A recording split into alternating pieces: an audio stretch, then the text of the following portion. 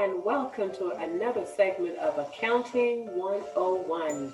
My name is Dr. Annette Moultrie, and let's see what we have in store for you in this video. But before we proceed with the video, I need you to click on the subscribe button. Click on the thumbs up button below. Also, click on the notification bell so you'll be notified of upcoming videos.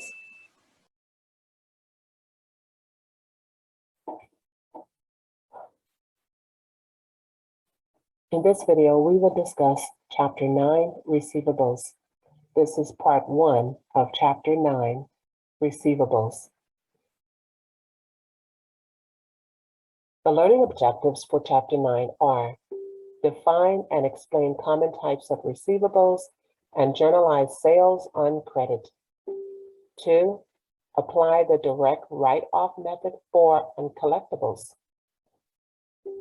3, apply the allowance method for uncollectibles and estimate bad debt expense based on the percent of sales, percent of receivables, and aging of receivables methods. 4, account for notes receivable, including computing interest and recording honored and dishonored notes. And finally, 5, use the asset test ratio, accounts receivable turnover ratio, and days sales in receivables to evaluate business performance. So let's begin with learning objective 1. Define and explain common types of receivables and journalize sales on credit. What are the common types of receivables and how are credit sales recorded? A receivable occurs when a business sells goods or services to another party on account or on credit. It is a monetary claim against a business or an individual. The receivable is the seller's claim for the amount of the transaction. Receivables also occur when a business loans money to another party. A receivable is the right to receive cash in the future from a current transaction. It is something that business owns. It is an asset. Each receivable involves two parties. You have the creditor and the debtor. Now, the creditor receives a receivable, which is an asset. The creditor will collect cash from the customer or borrower. The debtor is the party to a credit transaction who takes on an obligation or a payable. So it becomes a liability. The debtor will pay cash later. The three major types of receivables are accounts receivable, notes receivable, and other receivables.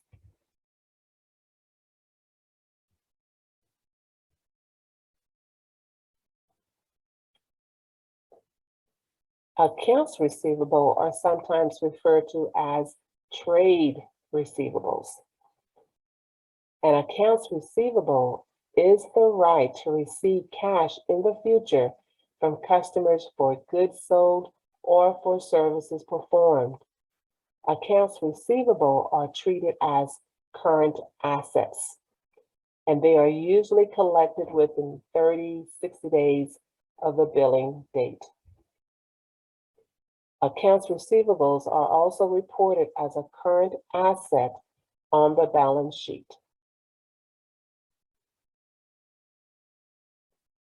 Notes receivable arise when a company loans money to its customers or another individual or business. Notes receivable usually have longer terms than accounts receivable. A note receivable is a written promise that a customer will pay a fixed amount of principal plus interest by a certain date in the future. The maturity date is the date when a note is due. Notes receivable are generally evidenced by a legally binding document called a promissory note, or a written promise to pay a specified amount in the future. Usually, the signer agrees to pay interest at a specified rate. Notes receivable are generally long-term assets, but some notes receivable may be short-term assets for 90 or even 180 days.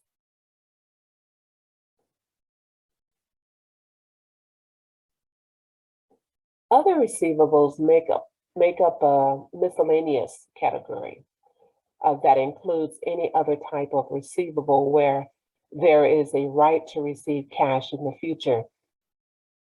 Common examples include dividends receivable, interest receivables, and taxes receivable.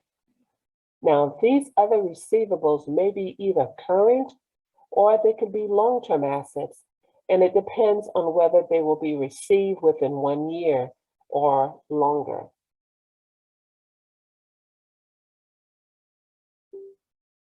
Businesses that sell goods or service on account receive cash by mail, usually in the form of a check, or online payments via electronic funds transfer. So internal control over collections is important. Now, as we discussed in the previous chapter, chapter 8, a critical element of internal control is the separation of cash handling and cash accounting duties. Most large companies also have a credit department to evaluate customers' credit applications to determine if they meet the company's credit approval standards. The extension of credit is a balancing act. The company does not want to lose sales to good customers, but it wants to avoid receivables that will never be collected. So for good internal control over cash collections from receivables, separation of duties must be maintained. The credit department should have no access to cash, and those who handle cash should not be in a position to grant credit to customers.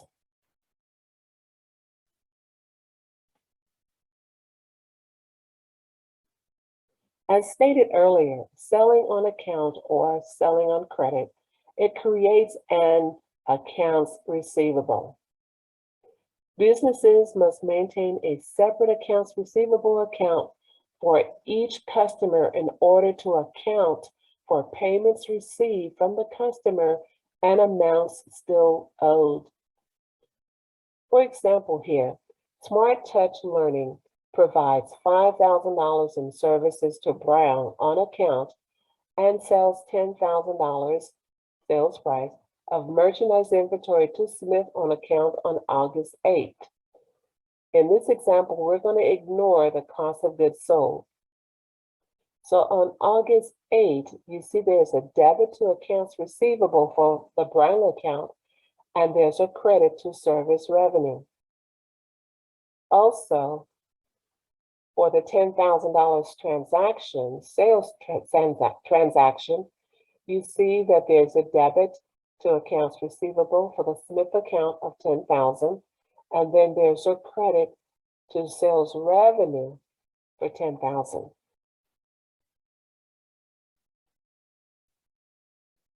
These separate customer accounts receivable, for example, we talked about earlier accounts receivable Brown, are called subsidiary accounts.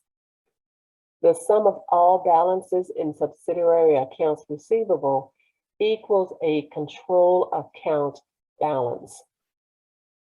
It is obviously impractical to include each individual accounts receivable on the balance sheet. A control account, accounts receivable, is maintained to represent the total of all the individual subsidiary accounts. Here you see that the control account, accounts receivable, shows a balance of $15,000. And you have the individual accounts or the subsidiary accounts. One account, Brown, for the $5,000, and then you have Smith, $10,000.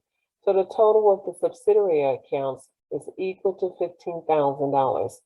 So you see that the subsidiary account balance of $15,000, it also must equal the control account, accounts receivable, for the same amount, which is $15,000.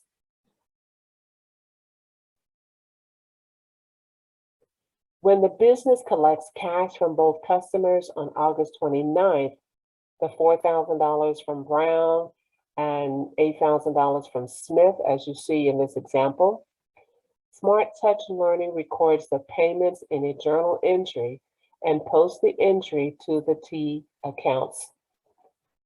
So you see that there's a debit to cash, and there's a credit to accounts receivable to those subsidiary accounts, Brown and Smith. Brown's $4,000, Smith $8,000.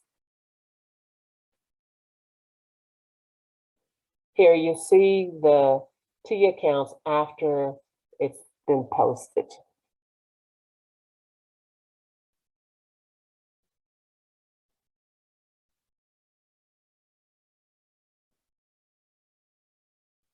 Decreasing collection time and credit risk.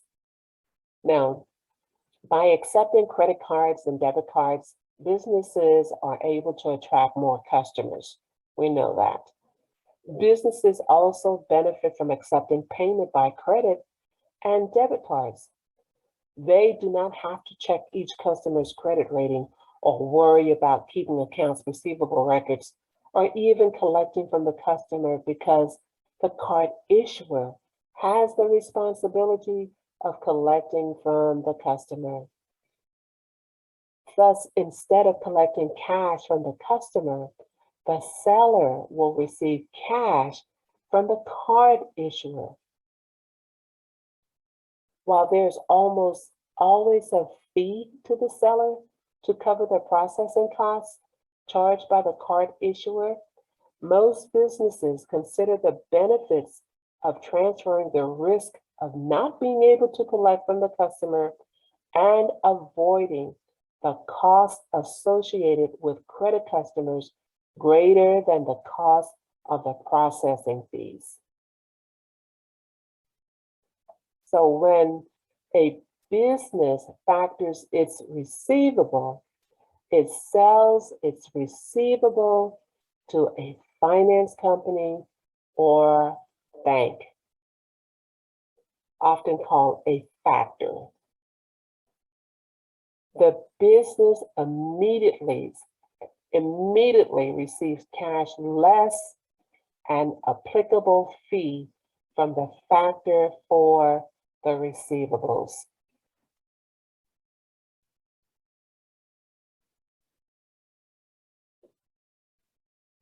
Here we are, learning objective 9.2. Apply the direct write-off method for uncollectibles. How are uncollectibles accounted for when using the direct write-off method? Selling on account brings both a benefit and a cost.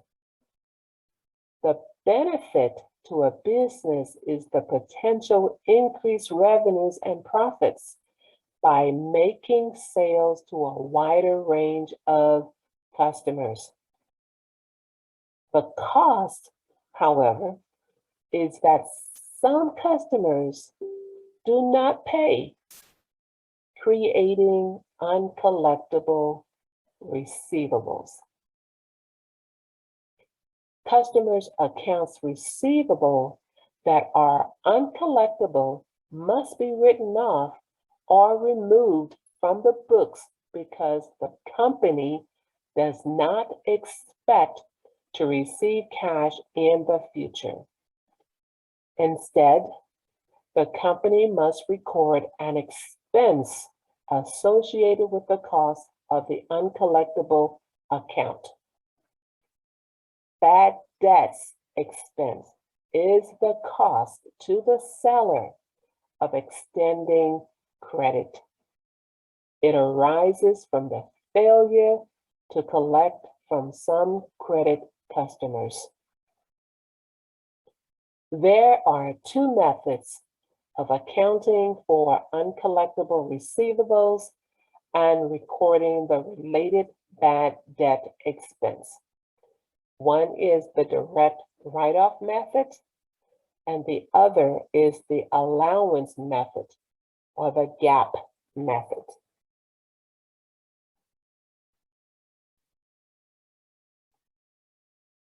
The direct write-off method of accounting for uncollectible receivables is primarily used by small, non-public companies. Under the direct write-off method, accounts receivable are written off and bad debt expense is recorded when the business determines that it will never collect from a specific customer. Once an account receivable is written off, the company stops pursuing the collection. Some companies might turn over delinquent receivables to an attorney or a collection agency to recover some of the cash for the company. But generally, companies do not expect to receive any future payment.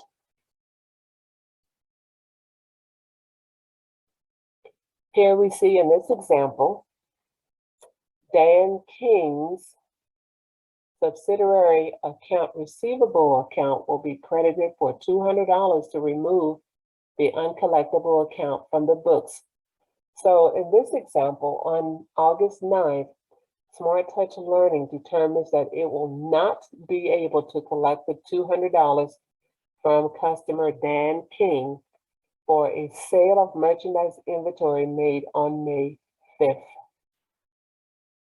So there's a debit to bad debt expense and a credit to accounts receivable.